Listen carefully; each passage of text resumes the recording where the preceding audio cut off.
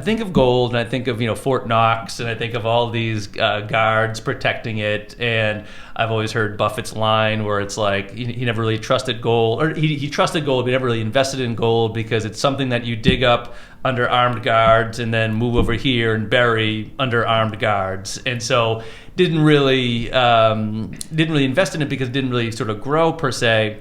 But at the same point, I have a gold wedding ring, right? Sure. And I can see it, I can taste it, but I have an idea of what gold is, and I know that it's been used for centuries in millennium to put crowns on people's heads and different things like that. So, okay, gold you can melt down and you can taste it. I'm sorry, forgive me. You can touch it. I do not want to taste it.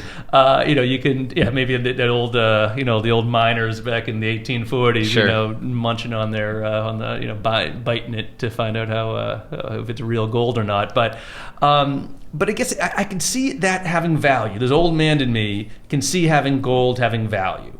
But how does a digital asset have value? That's a real challenge. And I think it's where most people stop their journey as soon as it starts.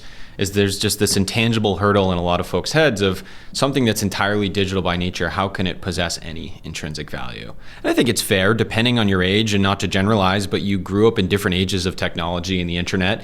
And investors of a younger demographic and age, they grew up alongside the internet's growth and the advancement of computers into your pocket and technology, or even in a world now entirely where that technology already exists in its not final form, but a really usable, feasible, everyday form.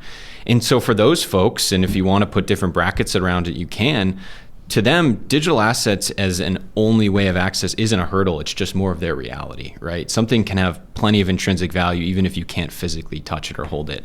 And I think we see some of these trends in terms of investment demographics of who's allocating to this anyways. There's a great study from Bank of America, Merrill Lynch, for their high net worth investors. They put this out on an annual basis, publish it in the summer. So this came out 6 or 7 months ago at this point.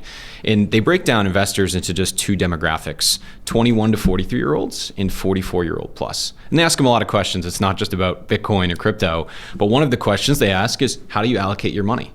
And those investors, 44-year-old plus, come in probably where you'd expect. On average, they're allocating 1% to crypto. So for every person that has 0%, there's probably one person out there with maybe 5% of their portfolio to get there.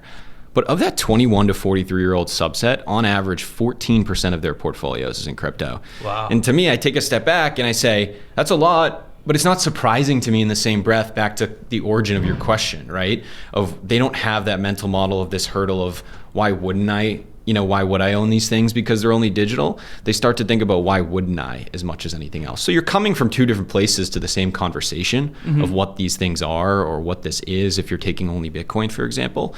But it is part of the framework, and it's part of the intellectual curiosity of understanding this, is trying to put that aside for a second if I can't physically touch it necessarily, to just figuring out what it is, right?